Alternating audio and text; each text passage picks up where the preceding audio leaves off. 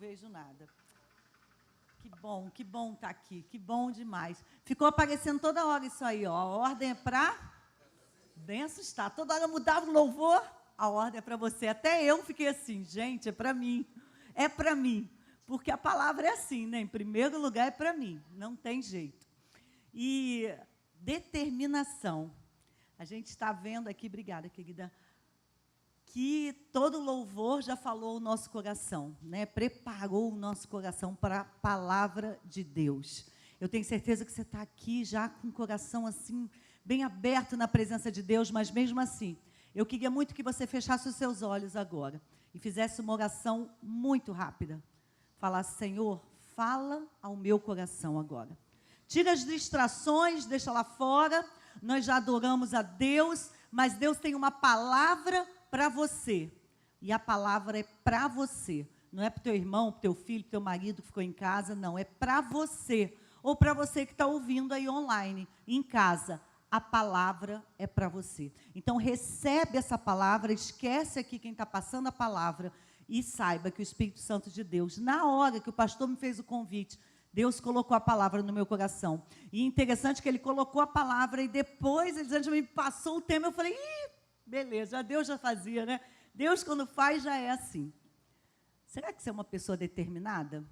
Eu trouxe, até não sei se deu para colocar o meu PowerPoint, só para mostrar minha família. Hoje eu estou aqui com meu marido, vocês já conhecem Davi, lindo, abençoado, meu companheiro de vida há 31 anos. Queria só mostrar minha família para quem não conhece. Tem uma fotinho aqui só para, né, a gente, família, tudo de bom, né, importante.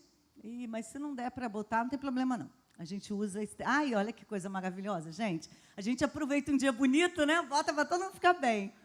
Meu filho mais velho está ali do meu lado, de roxo. Davi, né? Ele é advogado, mas ele se casou em outubro passado com uma alemã que ele conheceu no campo missionário. Eles estavam no campo missionário lá na África do Sul. E aí ele se apaixonou por essa alemãzinha que veio, se apaixonou pelo Brasil. Eles casaram em outubro, estão servindo aqui. Eles tiveram a oportunidade de estar na guerra da Ucrânia no passado. Entraram, um testemunho maravilhoso. Um dia para os jovens aí, é um líder de jovens, está fazendo seminário, mas já é um missionário, já viajou pelo mundo pregando o evangelho. Essezinho é o Oliver, ele é oficial do exército como médico, e Deus o chamou também como médico, né, para servir ao Senhor. A noiva dele, Pátia, eles vão casar em dezembro, também é uma futura médica, as duas com o maior coração bom de serviço ao Senhor. E a Evelyn, que é a nossa caçulinha, que faz medicina, que agora já botei ele de quebra, mas está namorando o Joelson, que também já é o próximo filho. Porque eu falei, entrou na família, já vai, né? Mas, graças a Deus, que eu e meu marido, nossa maior alegria é essa família, né, abençoada. Depois dessa foto, tem uma foto aqui que eu quero perguntar se alguém sabe quem é. Alguém já viu falar dele? Thomas Nelson. Thomas Edison. Olha a minha cabeça. Thomas Edison. O que ele inventou? A lâmpada. Eu estava lendo assim, um pouquinho sobre ele, aí eu até anotei umas coisas aqui bem interessantes, mas não estou preocupada com ele, não. Ele é só um detalhe. Mas ele criou a lâmpada, o fonógrafo, máquina de filmar, aperfeiçoou a máquina de escrever e o telefone, entre muitas coisas que ele fez. Morreu com uma empresas com muita, né, repercussão no mundo, com muita... financeiramente, em todos os sentidos, morreu, acho que 85, 87 anos.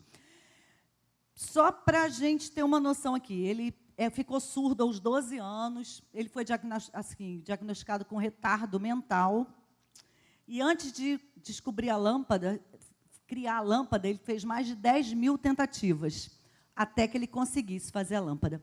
Mas eu não estou interessada nele, eu quero falar da mãe dele, porque às vezes a gente fala dele, mas eu vim aqui para falar para mulheres, os homens estão aqui só de butuca ouvindo, não tem problema, mas eu vou realçar a mãe deste homem, só para vocês saberem quem é o homem, olha a importância dele.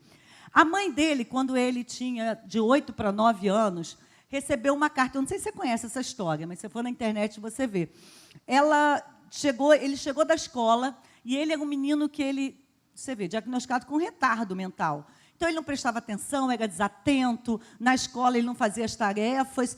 E, naquele momento, um dia, o diretor da escola deu uma carta para ele e falou, leva para sua mãe. E ele chegou em casa todo feliz com a cartinha para a mãe dele. A mãe abriu a carta, olhou a carta, aí ele e começou a chorar. E ele perguntou para ela assim: mãe, o que está escrito na carta? O que é para mim? Aí ela olhou para ele e falou assim: aqui está escrito que o diretor falou que você é um gênio. E você é tão inteligente que eles não têm condições de ensinar você. Que aqui a escola não tem nível para você. Então, nós vamos ter que estudar em casa. Eu vou ensinar você. Ele ficou tão feliz. Os anos passaram, ele fez tudo isso que eu falei para vocês e muito mais. Se você olhar, né, a biografia dele é lindíssima.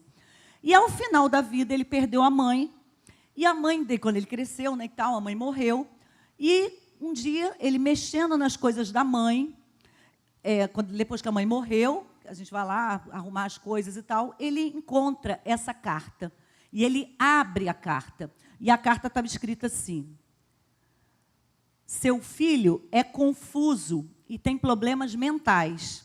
Não vamos deixá-lo vir mais para a escola. Aí, ele olhou para aquilo e começou a chorar.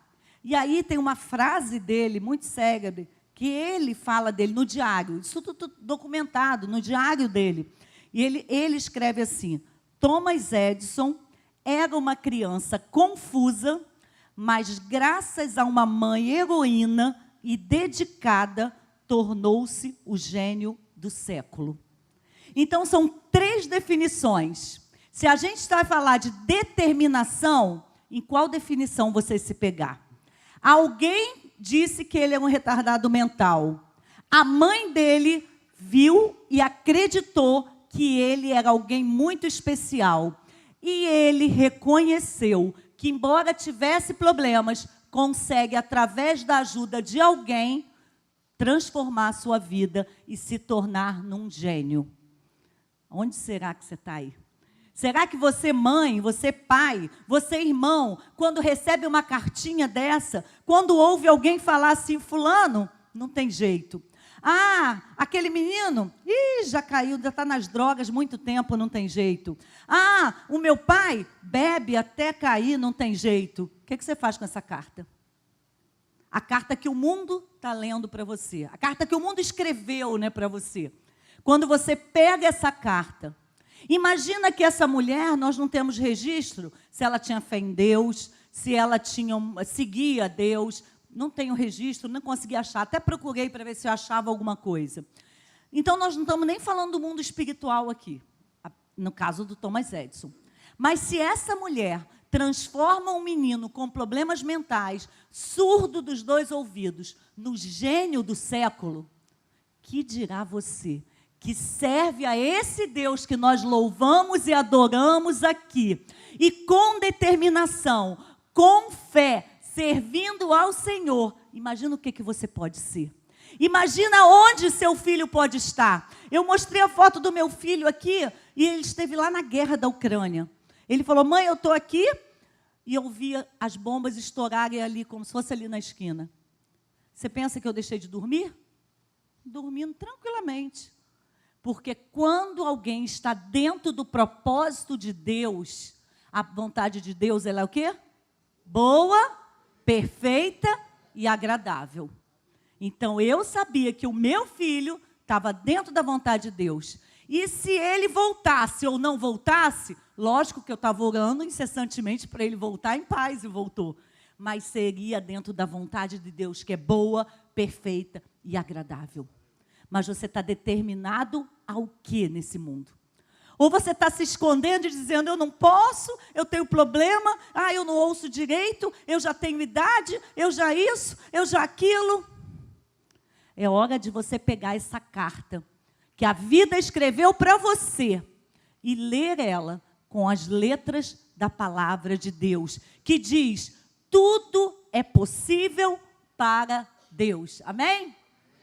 Vamos ver um pouquinho a história de uma menina que fez isso. E eu queria tirar do texto assim alguma coisa para te ajudar a pegar essa carta como a mãe do Thomas Edison, rasgar e falar assim: agora, a partir de hoje, é uma nova carta sendo escrita na minha vida. São páginas em branco que quem vai escrever? Porque Jesus, quando ele olha para você, quando ele olha para o seu marido perdido, para o seu filho fora da igreja, para o seu irmão com diagnóstico de câncer, ele não lê o diagnóstico do médico, ele lê: tudo é possível ao que crê.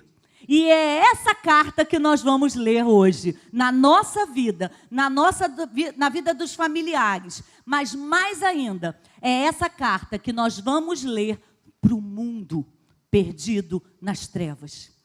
Nós vamos olhar aquela pessoa ali na rua, aquela pessoa no bar ali bebendo, aquele vizinho que te dá problema, aquele chefe que pega no seu pé, e nós vamos ler a carta para ele dizer: você vai ser uma bênção na minha vida. Você vai ser uma bênção no mundo, porque eu vou mudar a sua vida através do poder de Deus. Amém? Vamos ler a palavra de Deus? Diz assim. 2 Reis 5. Eu fiz só uma compilação dos versículos para não ficar um texto muito grande, só para a gente lembrar o contexto. O rei da Síria tinha grande respeito por Naamã, comandante do seu exército, pois por meio dele, o Senhor tinha dado grandes vitórias à Síria. Mas, embora Naamã fosse um guerreiro valente, sofria de lepra. Naquela época, saqueadores sírios tinham invadido o território de Israel. E entre os cativos, havia uma menina que se tornou serva da esposa de Naamã. Certo dia, a menina disse à sua senhora: como seria bom se meu senhor fosse ver o profeta em Samaria? Ele o curaria da lepra. Certo dia, e eu repeti aqui, Naamã contou ao rei que a menina israelita tinha dito. Então o rei da Síria lhe respondeu: vá visitar o profeta, eu lhe darei uma carta de apresentação ao rei de Israel. Naamã partiu, levando 350 quilos de água. A carta para o rei de Israel dizia: com essa carta apresento o meu servo Naamã, quero que o rei o cure da lepra. Quando o rei de Israel leu estou vendo se eu estou lendo o mesmo texto, eu estou cortando aqui. Rasgou as roupas e disse: acaso sou Deus capaz de dar ou de tirar a vida? Porque esse homem me pede que cure um leproso. Mas quando Eliseu, o homem de Deus, soube que o rei de Israel havia rasgado as roupas, mandou-lhe essa carta, mandou-lhe essa mensagem: por que o rei ficou tão aflito? Envie Naamã a mim, e ele saberá que há um profeta verdadeiro em Israel. Ele mandou um mensageiro dizer a Naamã: vá e lave-se 7 vezes no rio Jordão. Sua pele será restaurada e você ficará curado da lepra. Naamã deu meia volta e partiu furioso.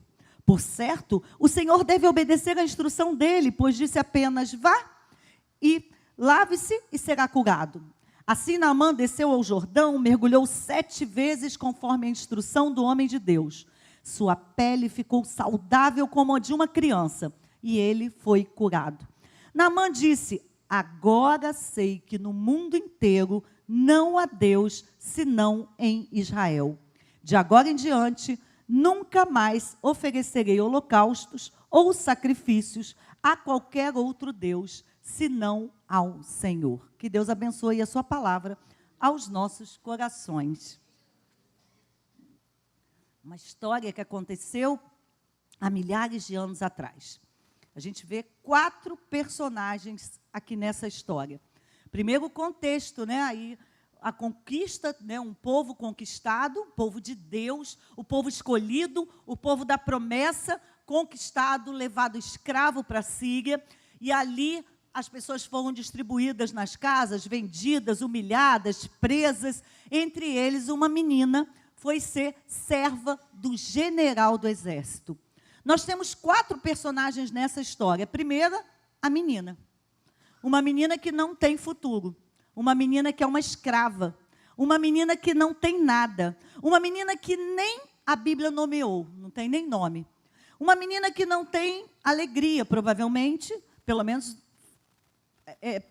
pelo contexto que ela vive ali. Ela é uma escrava. Ela não tem família, porque ela foi retirada da família e colocada como uma escrava. A primeira coisa, o primeiro personagem é essa menina. Mas essa menina tinha uma coisa.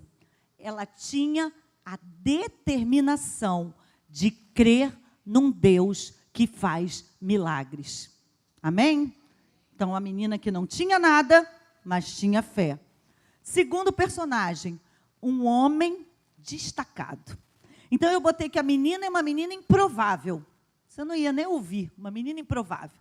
O segundo é um homem destacado, um general de guerra. Imagina, o cara era o segundo da Síria. Primeiro vinha o rei, depois o general de guerra.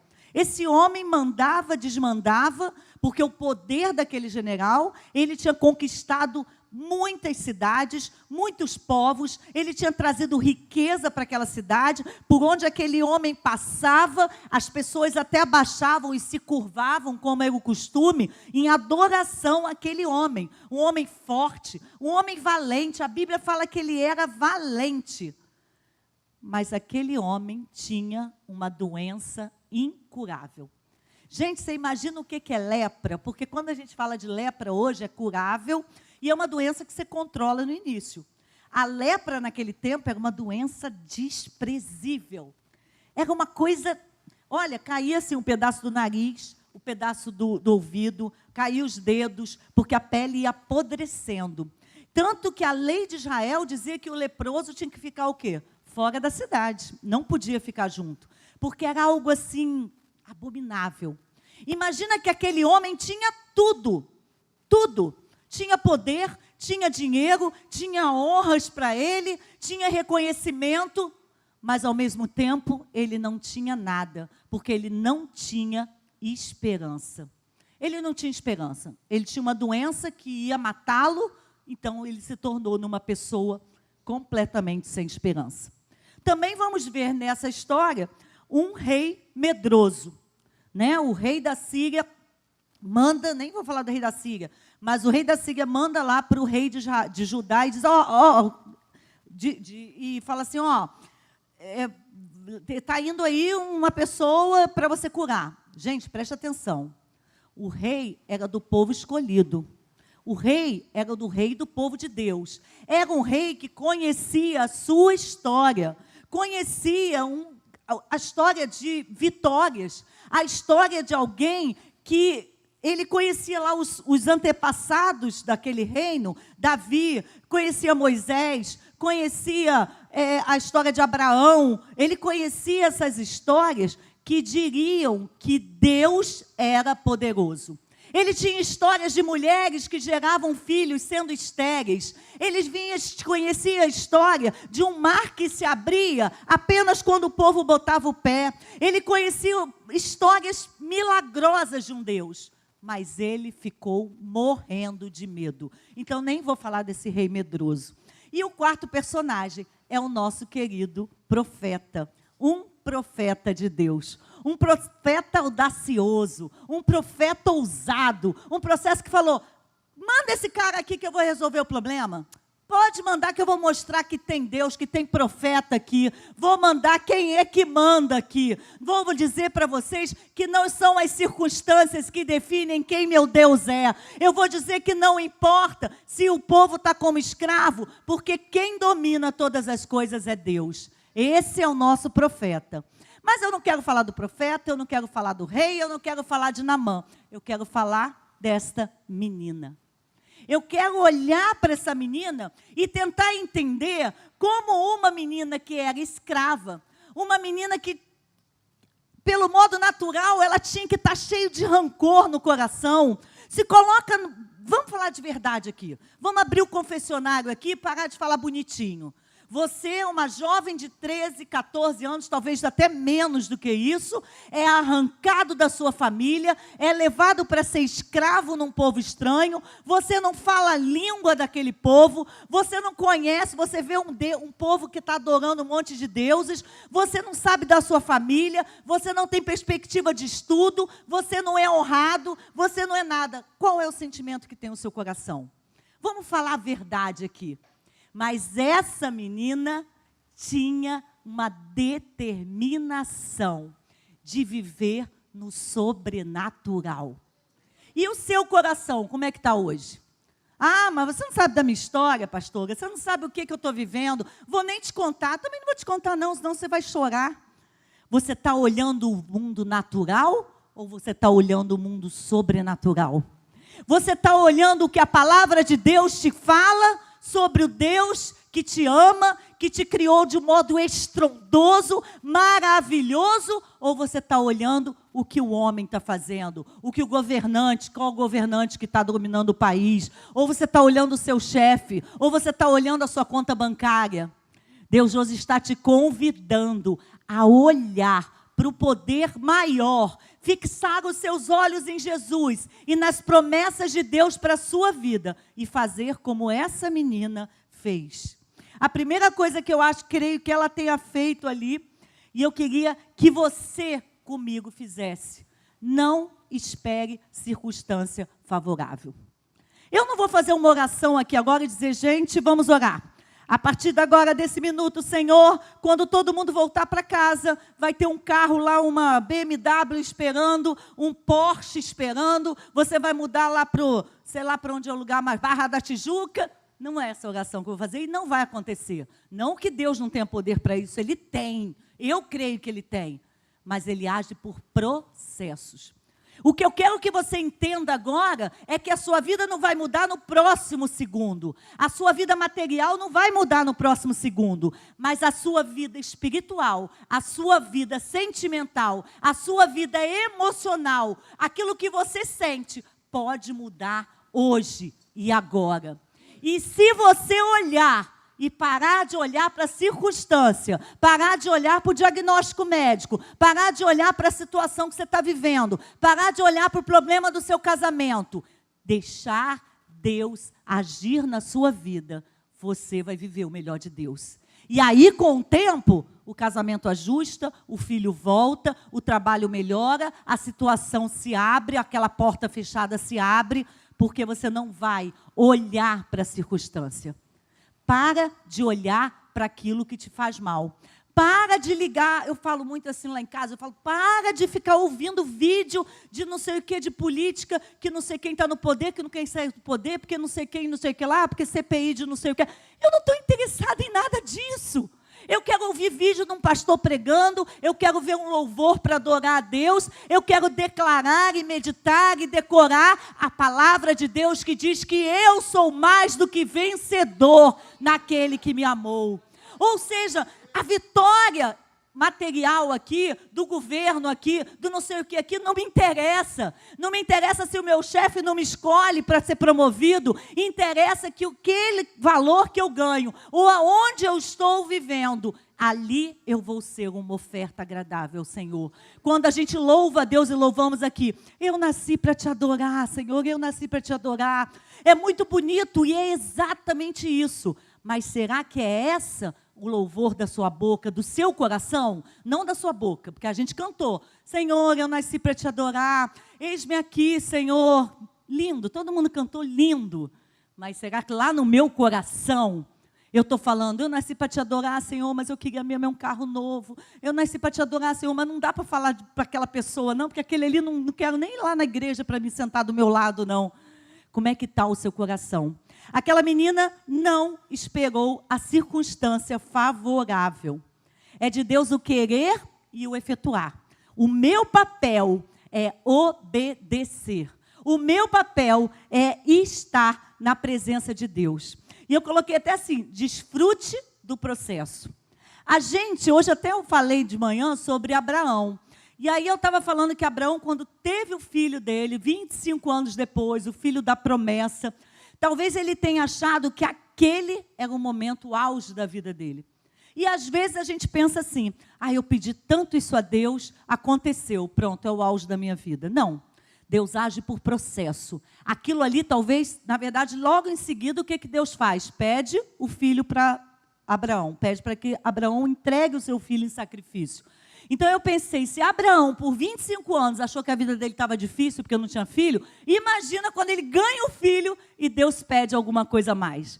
Você precisa desfrutar todo o processo. Não está bom ainda? Viva o melhor. Louve a Deus, agradeça. Comece a imaginar como vai ser quando você conquistar aquela situação. Comece nesse processo. Está muito triste, mas sentou alguém do seu lado, você glória a Deus. E eu já estou quase resolvendo. Como é que está a vida? Ah, maravilha, vai tudo bem. Lembra da sunamita? O filho morto. Ela foi lá atrás do profeta, do Eliseu. Encontrou alguém e falou, vai tudo bem. O marido dela, por que você vai lá? Tudo bem, está tudo bem. Ela não perdeu tempo. Ela não estava olhando a circunstância do filho morto. Ela fixou os olhos naquele que podia dar vida ao seu filho. Desfruta desse processo. Se alegre sempre e seja diferença no mundo. Pensa naquela menina. Eu falei, tudo estava errado para ela. Tudo estava do contra para ela. Você acha que uma senhora, a dona, entre aspas, dela ali, né, a senhora dela, ia ouvir uma empregada, se ela fosse uma péssima empregada, se ela fosse uma péssima escrava? Imagina que no papel dela, fala, azar dela, tomara que estrague aqui, vou lavar roupa aqui no rio, vou deixar cair umas roupas aqui também, vai seguir rio abaixo, não estou nem aí. Ah, essa mancha que eu estou vendo no chão aqui, botar um tapete aqui, azar dela, jogar aqui, problema, eu sou escrava aqui, não ganho nada, sou maltratada, não quero nem saber. Eu duvido que isso acontecesse. Eu imagino essa menina, a Bíblia não fala, mas eu imagino, deixa eu imaginar um pouquinho, ela sorrindo, varrendo a casa feliz, cuidando da senhora, dos filhos da senhora, não sei qual era a tarefa dela lá como escrava, fazendo a comida, falando glória a Deus e cantando e louvando ao Senhor, fazendo a diferença para que o mundo, para que as pessoas olhassem para ela. E você tem que entender que ela fala de uma maneira tão assim, interessante para a senhora, né, que ela fala assim, como seria bom se o meu Senhor fosse ver o profeta, ele curaria da lepra. Ela é ousada, olha que ousadia, né? Ela não está nem aí que eu sou escrava, não. Eu não vou perder meu tempo, não. Eu estou dizendo assim, olha, você está vendo que eu estou feliz? Você vai querer saber da minha alegria.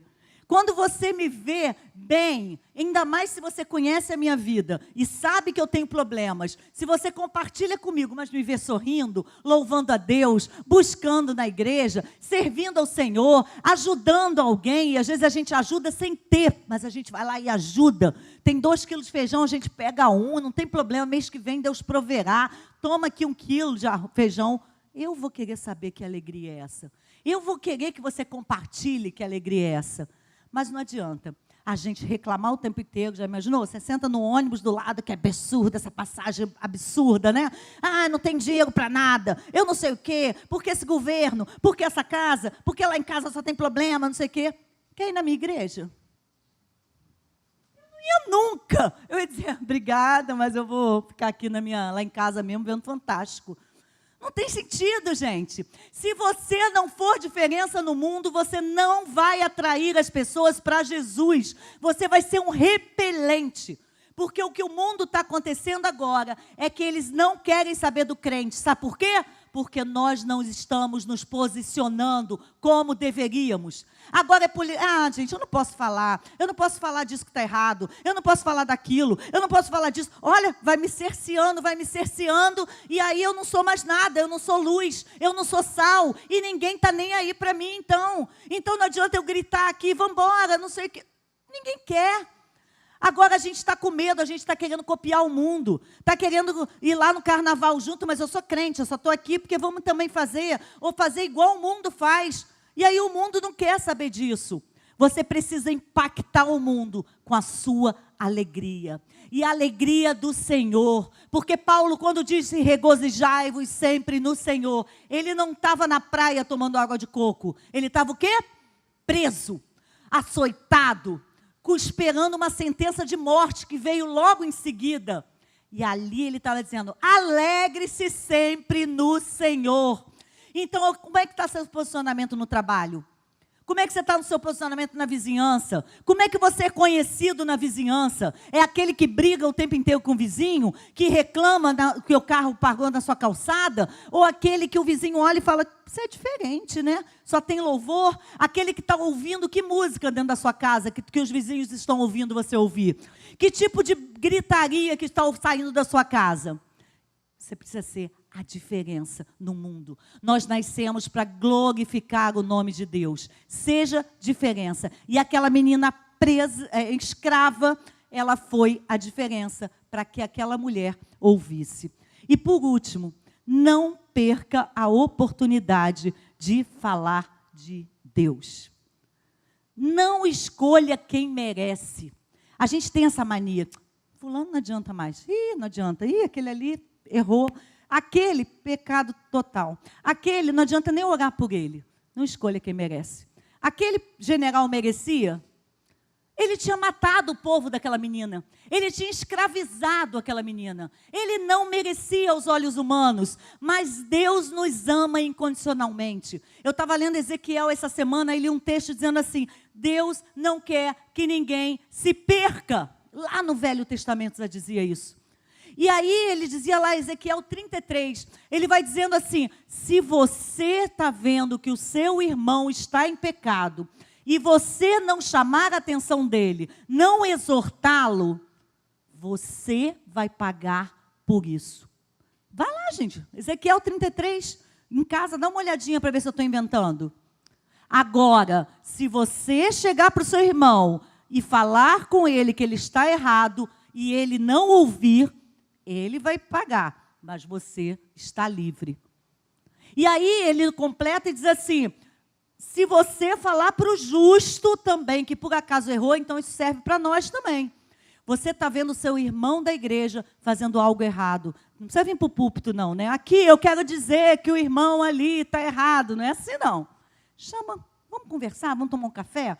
Olha só, eu acho que você devia agir assim. Ora ao Senhor e fala. Porque se você não falar, você é responsável.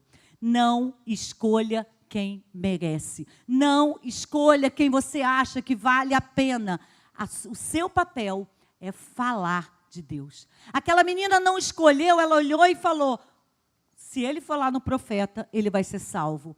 E o Naamã, o general, foi salvo. Você já imaginou o impacto que teve a salvação desse homem na vida daquele povo todo, não é? A Bíblia não fala, mas eu tenho certeza que aquele homem voltou para a terra dele e foi um general melhor, foi mais compassivo com o inimigo. Eu tenho certeza que ele impactou até o rei, porque ele disse: eu não vou mais adorar outro Deus, eu vou adorar somente esse Deus. Você já pensou que uma palavra sua pode mudar uma nação inteira? Quando a gente escolhe quem a gente prega, eu vou falar na igreja, eu vou dar aula na escola dominical, porque todo mundo é crente, que beleza, eu falo aqui, é bonitinho, todo mundo ouve. Mas quando você senta no ônibus, senta na barca, ou você está na manicure, e você está em algum lugar, e você fala alguma coisa, e aí de repente a pessoa fala assim, gente, e chora, e ali, de repente dali, gente, vai sair alguém que vai mudar o mundo. Esse dia eu estava na manicure, me lembro agora, falei da manicure, e Deus sempre, e eu estava até ouvindo um sermão, eu gosto muito de ouvir os sermões, e eu estava ouvindo o sermão, mas aí ela falou assim, quando eu sentei, ela falou: você que é abençoada, que vai sentar aqui? Aí eu falei, ri. E aí eu senti assim, Deus falar, fala. Eu tirei o fone, estava tão bom o sermão, tirei o fone, falei, eu vou falar. Não tem jeito, eu falei, não posso, eu tenho colocado no propósito do meu coração de pelo menos todo dia falar de Jesus para alguém. Seja no Zap, seja através de alguma coisa, de algum modo. E aí eu falei, tá. E aí eu comecei assim, mas comecei a falar com ela alguma coisa e tal. E aí primeiro a gente vai, né, batendo um papinho e tal, levando devagarinho, mas não foi nem difícil. Quando eu comecei a falar com ela, ela começou a falar, Deus é muito bom, né? Eu falei, opa, já é terreno fértil. Essa menina já está querendo. E eu falei, Deus é maravilhoso. Mas aí Deus começou a colocar no meu coração assim, naturalmente, gente, não foi nada tipo, uma revelação, não. Eu virei para ela e falei, Deus é bom, mas a gente tem que dar o passo. Se a gente pede algo a Deus, a gente precisa dar o passo de fé para acreditar. Aí ela parou, ficou olhando para mim. Aí eu virei para ela e falei assim, se você precisa, por exemplo, de um carro, vai para a aula de direção, vai aprender a dirigir. Porque se você está pedindo um carro a Deus, você tem que mostrar pela fé que você vai receber. Ela parou, começou a chorar e falou assim, você estava na minha casa hoje. Eu falei, não estava, mas o Espírito Santo de Deus estava. Ela falou, eu estava falando isso com o meu marido, que eu ia desistir, porque eu estou pedindo a Deus um carro, mas eu ia desistir e tal. Olha aí, eu sendo usada, sem, sabe, gente, não foi nada de, não, naturalmente, eu não sei por que eu falei aquilo, mas Deus sabia. Então, você pode ser um canal de bênção, como aquela menina foi. ela falou eu não vou perder a chance. Eu imagino que aquela menininha falou para a senhora, ela deve ter falado para outra escrava, ela deve ter falado para a criança, ela devia estar cantando cançãozinha de Niná de Jesus, diante do trono, bonitinho, botando lá o CD no celular, né? A menininha de Naamã botava o celular lá das 3 palavrinhas só. Não pode perder a chance, gente. Eu tenho uma sobrinha netazinha de 10 meses. Estou apaixonada, não tenho neta ainda, então é minha netinha já. Aí eu pego assim, já boto musiquinha de Deus ali. Por que eu vou fazer ela cantar, sei lá o quê? Não sei nem o que é, porque na minha época era Xuxa, né? Não sei nem o que é época agora, né? Pepa, né? Sei lá o quê. Não, eu boto lá 3 palavrinhas. Minha irmã bota lá 3 palavrinhas. Porque ela tem 10 meses, mas ela precisa receber a palavra. E o mundo precisa da palavra de Deus. Não perca a oportunidade. Essa cadeira que está vazia, sabe por que ela está vazia? Porque você não trouxe seu vizinho aqui no culto hoje. Sabe por que aquela cadeira está vazia ali, minha irmã? Porque você não trouxe a sua tia para assistir. Sabe por que aquela cadeira está vazia ali? Porque você não trouxe o seu chefe para o culto hoje. E sabe o que pode acontecer se eles morrerem hoje? Eles não vão para o céu. E sabe de quem vai participar dessa culpa? Você que teve a oportunidade de pregar o evangelho. Naamã ia morrer, sem conhecer o Deus que pode todas as coisas. Mas aquela menina não perdeu a oportunidade e pregou o evangelho. Deixa eu fazer uma pergunta aqui só para terminar. Tem algum missionário aqui? Missionário? Deixa eu explicar melhor, acho que vocês não entenderam a minha pergunta. Tem alguém que já aceitou Jesus como único, suficiente Salvador aqui? Levanta a mão. Tem alguém que acredita na Bíblia aqui? Levanta a mão. Tem alguém que conhece a última ordem de Jesus ao mundo? Qual foi? Ide por todo mundo e pregai o evangelho a toda criatura. Só os pastores, é assim que está escrito lá no texto? Mateus? Só os discípulos preguem o evangelho, é assim? Não, ele falou para todo mundo que estava lá assistindo ele subir. Então eu vou perguntar de novo. Tem algum missionário aqui? Amém. Curva sua cabeça em oração agora. Você é um missionário. Você foi chamado para servir a Deus. Você foi chamado para ser instrumento de Deus na salvação de almas. Você está entendendo isso, meu irmão, minha irmã? O seu maior destino é ser alguém que vai transportar pessoas do inferno para o céu. Vai povoar o céu. E o que você está fazendo para mudar o mundo? O que você está fazendo dentro da sua possibilidade? Eu queria que você colocasse diante de Deus agora. Se colocasse e falasse, Senhor, me perdoa, porque eu estou cheia de desculpas para não pregar o evangelho. Eu estou dizendo que eu não tenho dinheiro, estou dizendo que eu não tenho tempo, estou dizendo que eu estou sofrendo, estou dizendo que eu estou velho, estou dizendo que eu sou jovem. Coloca essas desculpas diante do Senhor e peça perdão ao Senhor agora.